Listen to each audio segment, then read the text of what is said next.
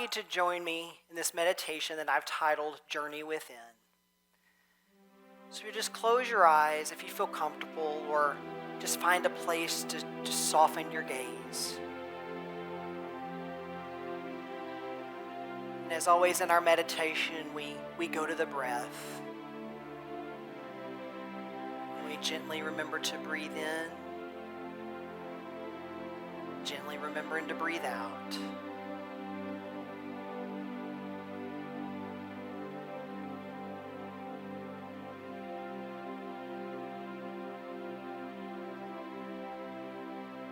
Allow the chair to support us and our feet to root us firmly to Mother Earth.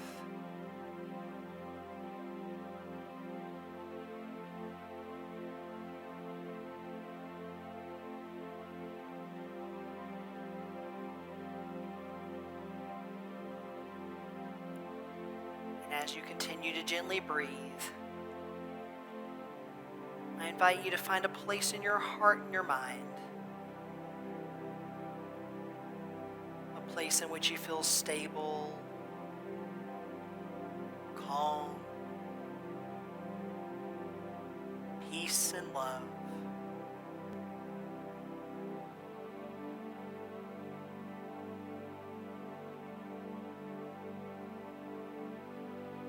Using any spiritual, energetic, or technique that feels the most comfortable to you to accomplish this.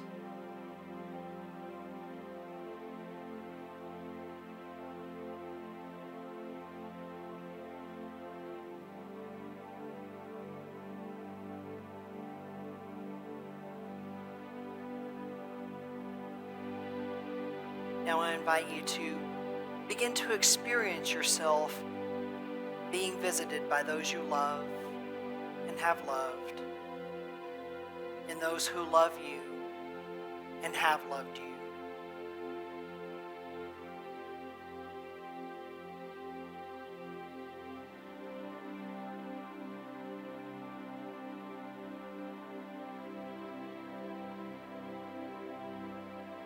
Becoming aware of the gift of love, feeling it kindle warmly in your heart.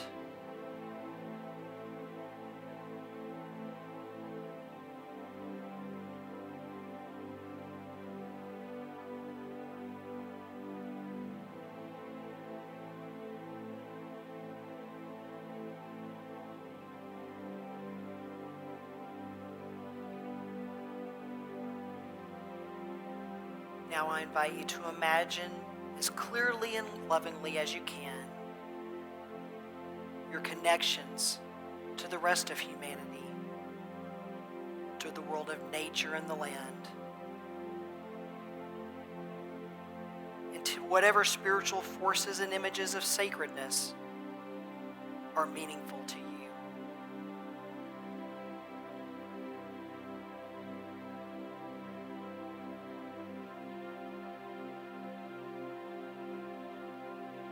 Feeling those connections enhancing your presence and enabling you to be a part of a larger wholeness.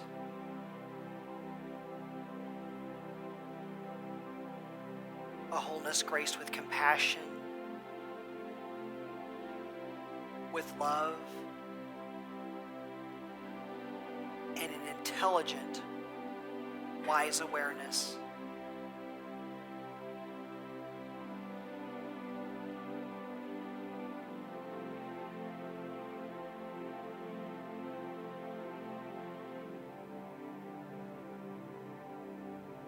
And as we begin to move into the silence, I invite you to imagine that you are overflowing with this energy, that it radiates from in you like a beautiful golden light, spreading out to everyone and everything all around you as we enter into the silence.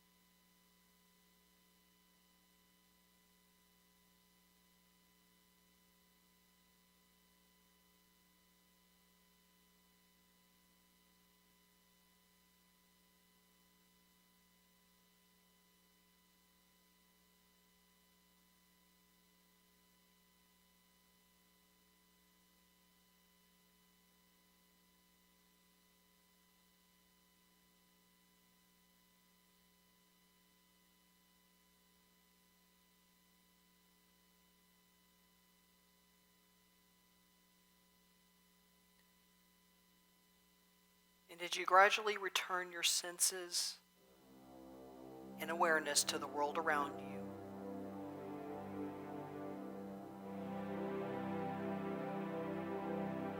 I invite you to imagine.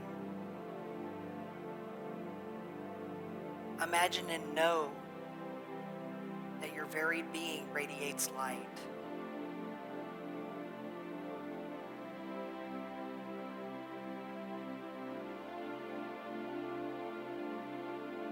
That light is a beacon of stability, peace, calm, forgiveness, love, and compassion.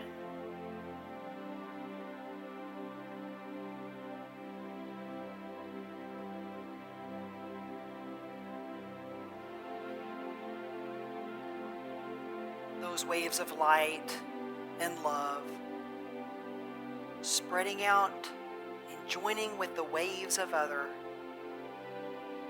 people working to express peace, compassion, and love in their lives.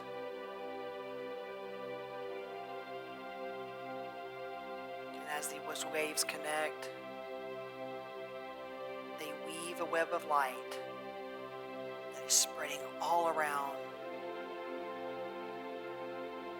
enveloping everyone in peace and love and light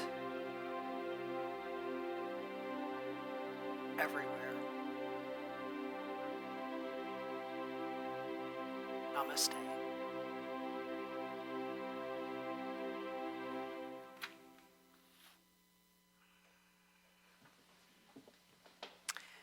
And I now invite you to join or to stand and to, well, even in July, yeah, somebody said that, yeah, they've got Christmas in July now. Hey, when you walk into the store and see Christmas stuff out as early as, what is it? I think it's July now, July or August. Hey, you can celebrate Christmas from then on. Speaking of which, I didn't feel comfortable doing it last Sunday because it was December, but it was the 1st of December. So today being the 8th, I figured it was finally safe to bust out my Scooby-Doo holiday tie.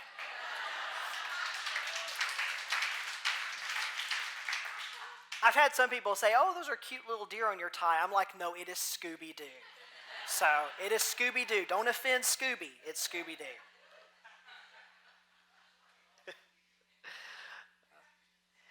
But actually, it is becoming that time of year, holiday cheer, and it officially is in December, so forget July.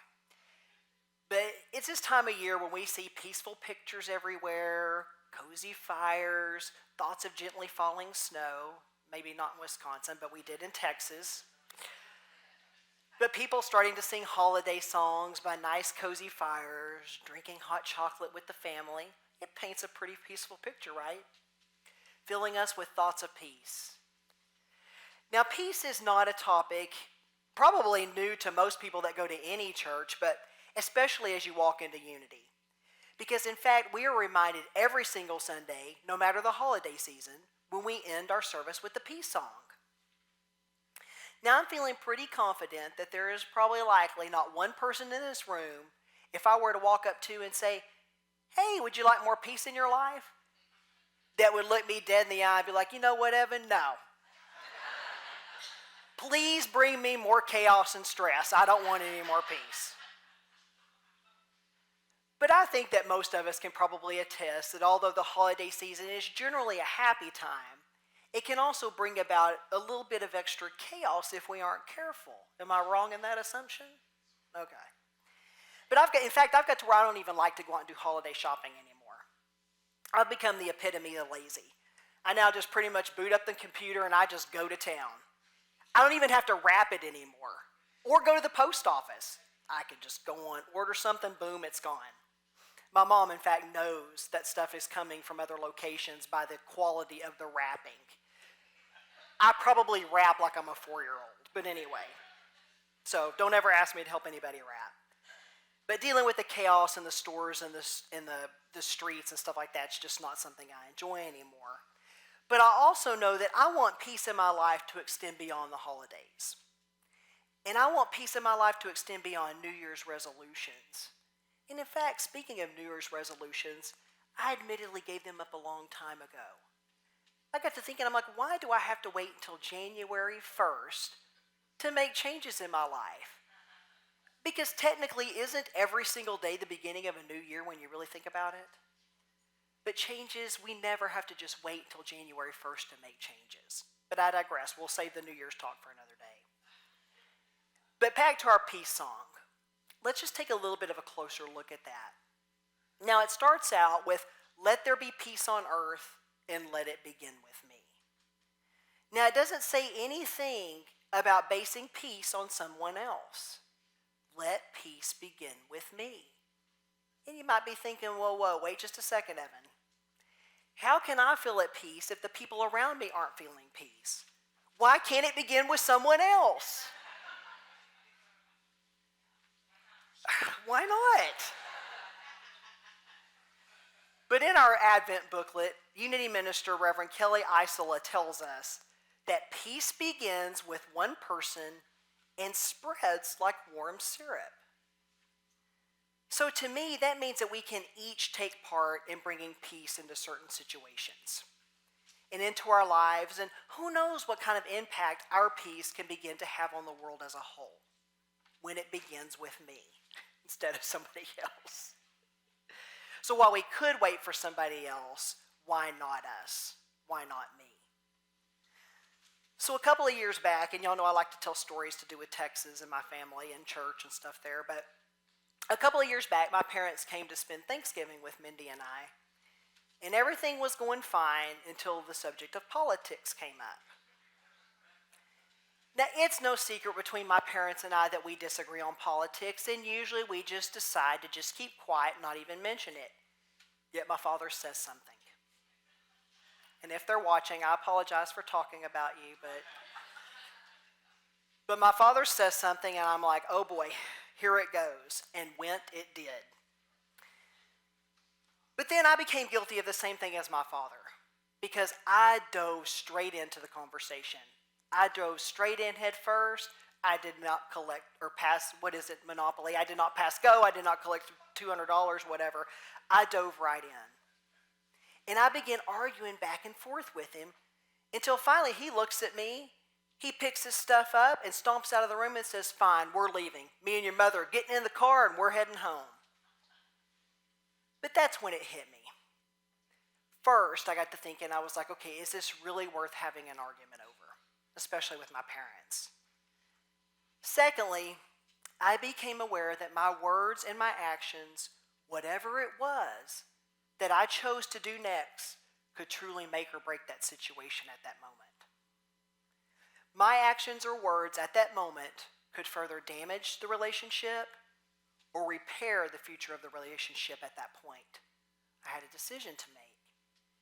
And I knew that I didn't want my parents to just stomp off in that way. At that point, it didn't matter who was wrong or who was right. I did not want them to leave in that way, so I decided to choose peace. I stopped myself from saying anything further, like, "Fine, get in the car and leave." But I stopped myself from going to that point, and I just became quiet for a moment. I walked into the room where my father was. He wasn't packing, he was sitting there. But I walked into the room where my father was and told him that I didn't want to argue, and I didn't want them to leave. And I told him it didn't matter who was wrong and who was right. And I chose peace in that moment. And my father, in turn, also became peaceful. And I'm glad that that was the path that we took, because it made all of the difference in that moment. And it's also important to know that peace is one of the greatest gifts that we give both ourselves and to others. The late Prime Minister of India and activist Nehru once stated, "Peace is not a relationship of nations. It is a condition of mind brought about by serenity of soul." Peace is not merely the absence of war.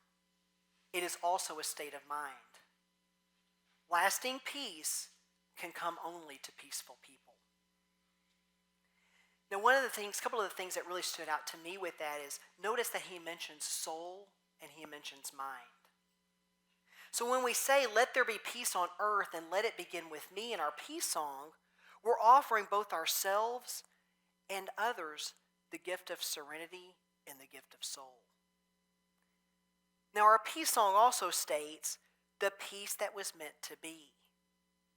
Now why does it state that? It's because it is our natural state. Peace is our natural state. Now, Jonathan, my office administrator, and I were just talking about this over the last week, but this brings to mind some of those specific instances where I sit down to meditate. You know, those times of day where it just hits you. Everything is quiet, and it just seems like it's the perfect opportunity. Hey, it's perfect. I'm going to sit down and meditate. The sun's coming through the window just right, shining the perfect light into the room. The birds are chirping, and all just feels well with that world at the moment. Then suddenly you sit down to meditate, and music begins to blare from the house next door. The birds stop chirping. You're sitting there, and all of a sudden you realize you're like, oh man, the sun has shifted. It's shining right directly in my face now. You name it, it seems like whatever happened to that peaceful moment is gone. It has left the building. But at that moment, it kind of pulls you out of that meditative state, out of that desire to meditate, and all you can focus on is your desire to open up the window and yell to the neighbor to turn the music down. But when you think about it, why would we need all of that quiet in order to find our center? It's not like our center has gone anywhere. Our peace hasn't gotten up and left. It's there no matter what's going on around us. Shouldn't peace and that quiet and that stillness be something that we're able to find within ourselves rather than somewhere out the window or even coming from the neighbor's house? Shouldn't we probably just rest assured that we can center ourselves and connect to that peace within whether or not our neighbor is blaring Metallica at the highest possible volume? And that did happen to me. That's why I bring up Metallica. But in our Advent booklet, licensed Unity teacher Trish Yancey tells us, I embrace interruptions or delays, knowing the divine is in the details, and all is unfolding in order. I breathe in calm, and I breathe out tranquility. I become the gift of peace, radiating waves of love, harmony, and appreciation to everyone around me. I am the peace I wish to see because my peace is born in me. So this all comes from being able to go within, to connect to our center regardless as to what's going on around us.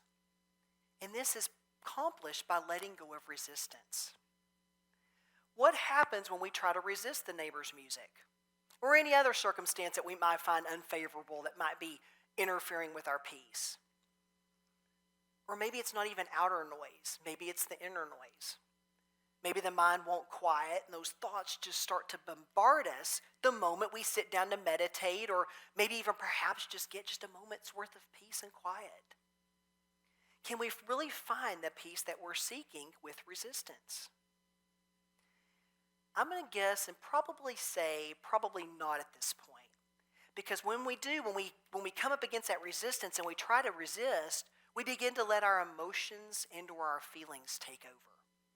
Perhaps agitation at the neighbor for the loud music, maybe a bit of anxiety because I'm like, oh, I should be able to meditate, but I can't.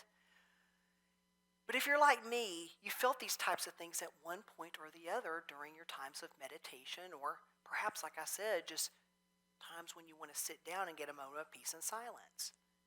And instead of just allowing those things to come and just be, we put up this wall of resistance. You may think, well, I'm not supposed to feel this way when I meditate. I'm not supposed to hear all this sound and feel this, this tension. So then you try to resist it. And when we do this, we can likely forget meditation or probably any other peace at that moment because it's going to be very difficult. We've got that wall of resistance up at that point. Now, one of the things I do want to remind you of is that it's not wrong to experience these types of thoughts or feelings. They're natural, And I'm here to break the news to you that it's a natural part of this human experience. And if you're breathing and sitting here right now, they're going to come. There is likely never going to be a time in your life when your mind is just completely void. Those thoughts and feelings and ideas, they're going to come whether you expect them to or not. They're going to come whether you invite them or not. And yes, even oftentimes, especially when we sit down to meditate or to find some other form of peace. But it's when we allow it without the resistance. That is when we become centered, and that is when we go within and connect back to that peace that is our natural state. It's when we allow our thoughts and our feelings to just kind of flow naturally without any kind of judgment, without any kind of attachment, just allowing them to be. Maybe even thinking to yourself, if you feel anger over the neighbor's music, oh, hello, anger. So this is what you feel like. Got it. When we do that, we're going to find that those things that we resist don't matter because those things aren't going to be able to affect our inner peace. No matter what's going on around us, no matter what the mind or the ego tries to tell you. And this kind of peace also comes with acceptance. It's allowing the world to be how it's going to be without disturbing that peace. The late Unity Reverend Eric Butterworth wrote, "Things may happen around you and things may happen to you, but the only things that matter are the things that happen in you." Now our peace song also states to take each moment and live each moment in peace eternally. Now this goes back to peace being our natural state. So I don't know how you feel about this, but I would think it would be very difficult to live peace eternally if it wasn't my natural state. Seems like it would be trying to fit, the square peg into a round hole situation. Or maybe trying to wear shoes that are several sizes too small. We can't force something that doesn't fit. And it's the same way with how we express ourselves during this life. So think about anger for a moment. What would happen if we tried to live it eternally? We likely wouldn't be able to. We would experience physical manifestations in the body more than likely, maybe high blood pressure, stroke, whatever, you name it, but it would probably shorten our lifespan. It's because we cannot live in that state eternally because it is not our natural state. And it's true that we don't always remember our natural state in our day-to-day lives. We may be spiritual beings, but we are still living and experiencing this life within these flesh and blood bodies. And in these bodies, we live our lives according to the five senses of the physical world. That's why it becomes so vitally important to remember our spiritual principles and to allow those principles to serve as a reminder of the spiritual journey we are both here to walk and experience. And this includes peace. And believe me, you're going to know when you've stepped away from your natural state. Maybe we blare the news 24 hours a day, 7 days a week. We constantly turn our focus to everything that's wrong with the world. Walk into a crowded store on Black Friday. I don't do that either. I wait till Cyber Monday. But if it brings stress or chaos, you can bet it is going to draw you away from your natural state of peace. And the more immersed you become within any kind of chaos, the further away from peace in your natural state it's going to pull you. And you're going to know it because you are going to feel it. You're going to feel it in spirit and you're going to feel it in body. Others are going to experience when they are around you, even if only subconsciously. You're going to likely begin to perceive the world around you differently. And it's not likely going to be the way in which you want to perceive it. Now, one of our 5 main unity principles reminds us that we can't just remain passive and float along in hopes that we're going to be able to live a passive existence while maintaining that steady growth in our spiritual walk.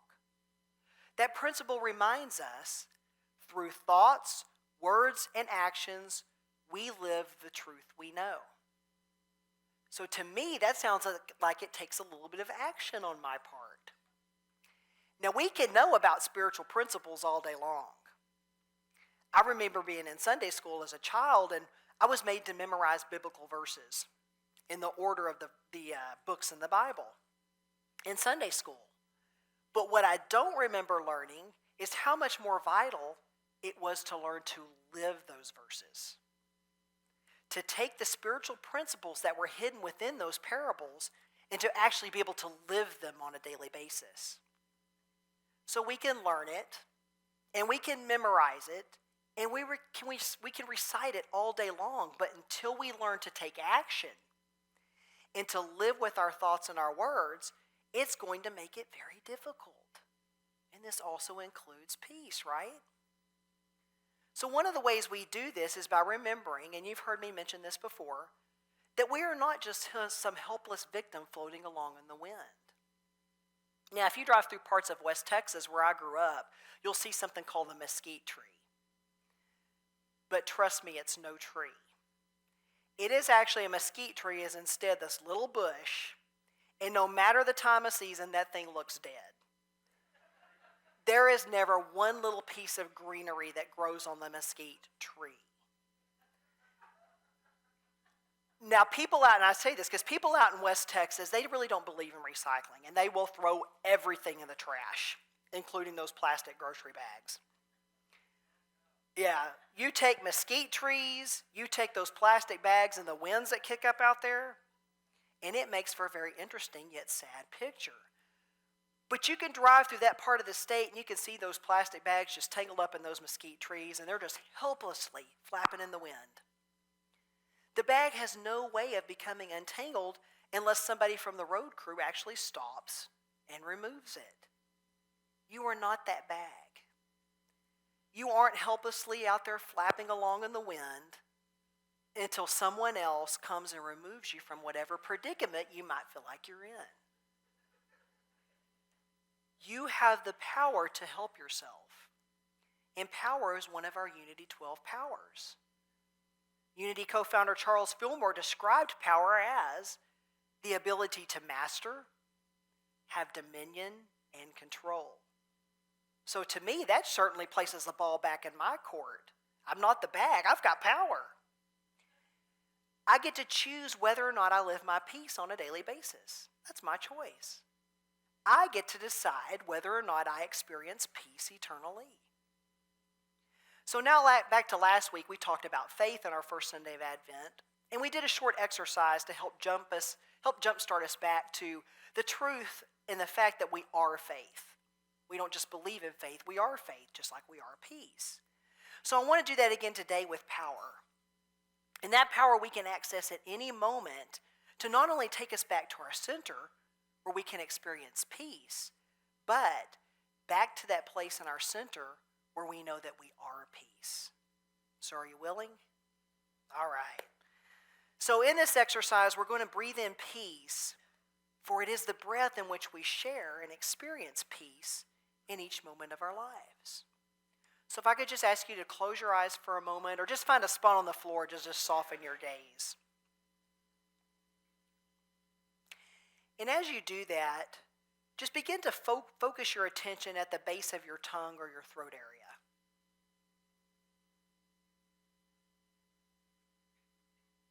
And just silently say or think to yourself, the Christ in me calls forth power. The words that I speak are spirit and life. And they accomplish that whereto they are sent.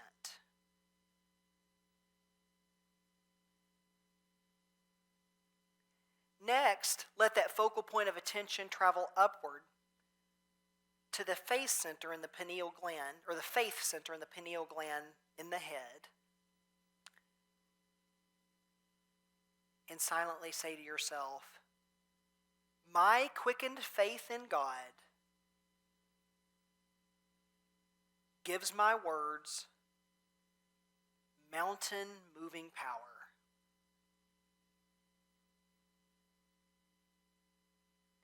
Next, I ask you to bring your attention to the small of your back, which is the strength center. And silently say to yourself, my strength is sustained by the power of Spirit. I do not weaken or falter.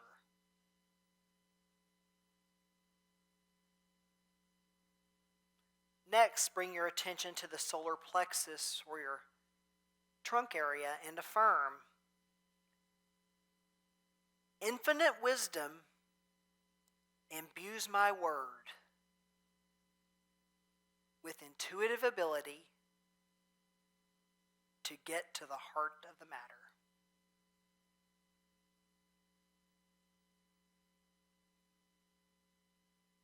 And lastly, move your attention upward to the love center, which is the back of the heart, and silently say to yourself, the power of love casts out all fear and breaks through all barriers. And now we'll close this exercise by speaking our prayer for protection. And as you do, I invite you to feel a white light flowing down your entire body, from the crown of your head to just a few inches below your feet. Silently say with me, or say after me, the light of God surrounds me. The love of God enfolds me. The power of God protects me. The presence of God watches over me. Wherever I am, God is. And you may open your eyes when you're ready. So this takes us back to the fact that we have the power within us to bring us back to our true nature. We have the power within to bring us back to the peace, not that we want, or not that we hope to achieve in some future moment, but the peace that we are right now. When we align ourselves with the peace that we are, we will radiate out to others. And we will radiate it out to situations and circumstances in our lives. And when we do that, we also assist not only ourselves but others by reminding them through our own words and actions that they too are peace. And it's who we all are. It's our natural state. We can't hide from it. We can't run from it. We can deny it all we want. But the fact is that we are peace. It is my true nature and it is your true nature. Namaste.